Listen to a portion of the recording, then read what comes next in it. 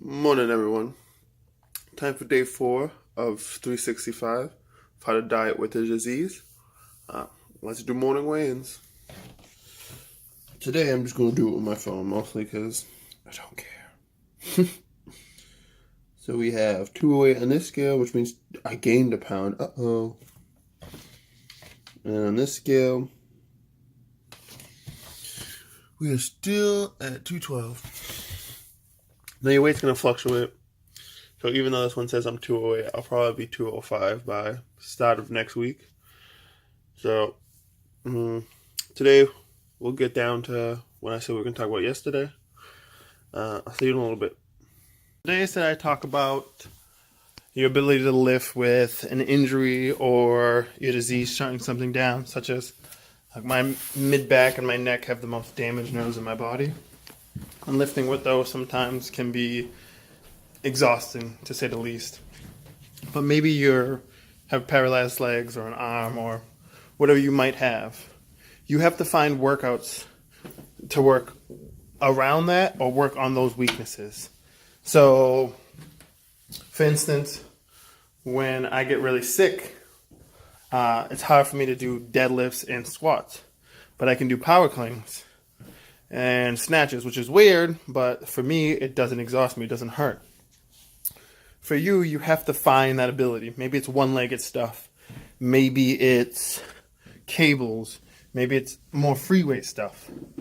But if you can work on those weaknesses, that will get you stronger in the long run. For instance, when I do block pulls, which is deadlifting off blocks, whether that be 2 inches, 1 inch, or whatever they might be, I need to do more of because my weakest point is my mid-pull, and that's because that's where I try to avoid most of the time because it scares me to do them. But I need to do them to improve that area. That way those muscles, when I do get sick, won't just stop being used. And the crazy thing is a lot of people will stop doing things they're bad at because they're scared that they'll hurt themselves or they'll fail. You have to learn to do these. Whether this is restarting something or asking for help or taking your time to start from square one. So my best example of that is I started only doing pause squats. Why? Because at the bottom, I can recuperate more muscles to do my squat. The biggest issue there is it's going to be a lot lighter weight, but I'd rather incorporate more muscles and make sure I'm doing the movement right.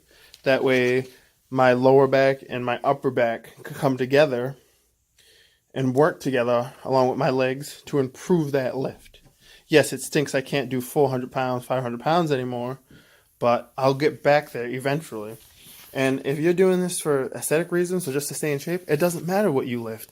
What matters is you're doing the work to get this done.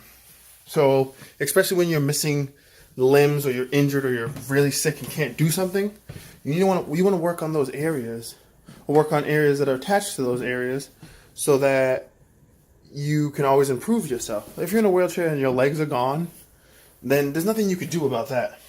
But you can make damn well sure your upper body is in tip-top condition where if you need to work on your hands or walk on your hands or do something, you'll be able to do that.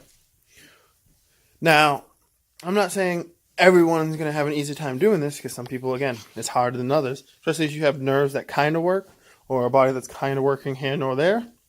You're going to have to do this over and over again. And it's going to suck. You're going to look like an idiot. You might be doing 5 pounds. You might be doing 2.5 pounds. Hell, you might be doing your body weight. Or you might need assistant body weight help. That doesn't matter. What matters is you get the work done. If you spend 6 months just doing your body weight or having help doing something, in that time, then you'll be able to do it. And then you'll add slowly. And then you'll get stronger. That's the point. You get stronger. If being healthy was super easy, America would not be so obese. But we already have double the issue. We're sick. And if we get obese and let our bodies get to that point, they're going to have a harder time coming out of there. And before somebody comes at me and says, oh, well, I'm proud of my body. Fine. Be proud of your body. Be proud of your body. Don't stop just keep moving. Just improve your body, I should say. If you improve your body, what's the worst that can happen? You look a little bit better, or you gain a little bit of muscle, or you lose a little bit of fat. That's best case scenario. I was like, worst case scenario is you die. But we're all going to die at some point, so there's nothing crazy. So work on your weaknesses. Make sure you're working on your diet. I posted all my stuff to Instagram. Yesterday I had chicken nuggets and french fries, but you'll notice on Tuesday I didn't eat all my calories. That's so I could have the chicken nuggets and french fries and not feel so guilty about it. And that's the little things I'll teach you, is how to cut things out here and there so you can have pizza or have what you want. I was just like, I think people think you have to be so strict to look amazing, but that's not how it goes. So I'm going to show you how to do this, and we're going to do this together. So I'll see you guys tomorrow, and we'll get done.